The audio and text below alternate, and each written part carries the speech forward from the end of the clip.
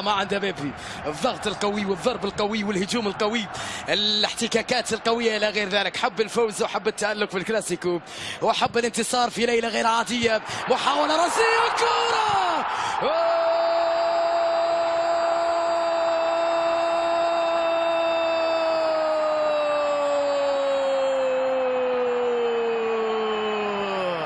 هدف أول لبرشلونة.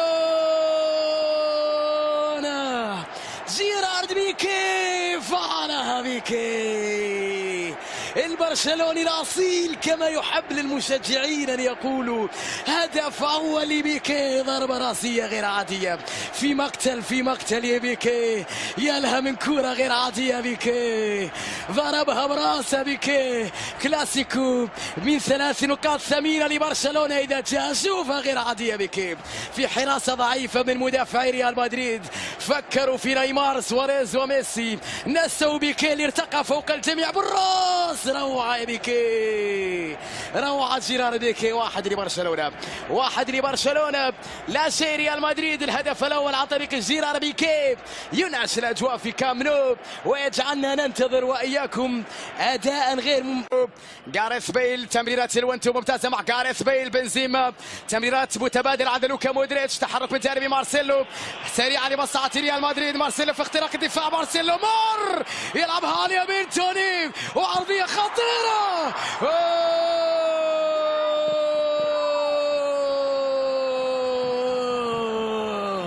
كريم بنزيما، عودة اللوس بلانكوس. لم نخسر ولم نستسلم لسان حالهم. هدف التعادل يا كريم بنزيما يعود لريال مدريد. هجمة منظمة غير عادية من مارسيلو، توني كروس في العرضية، كريم على الطاير في منتهى الروعة. ريال يتعادل في الكامب نو، يعود إلى أجواء المباراة. تعادل 1-1 الآن. ريال مدريد ليس مجرد كريستيانو رونالدو، ريال مدريد بأداء جماعي في اللقطة الماضية بعيدا عن رونالدو وصلوا إلى هدف تعادل بعد لمسة رائعة، بعد جهد غير عادي من مهارات مارسيلو الذي يشعرك في كثير من الأوقات أنه ليس مدافع. بعد ذلك جهد بدني غير عادي ورحلة طويلة إلى غير ذلك. كرة تعود مرة أخرى لكارفاخال، مرتدة سريعة.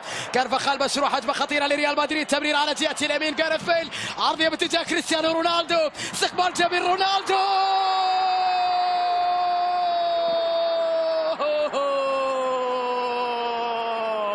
صاروخ ماديرا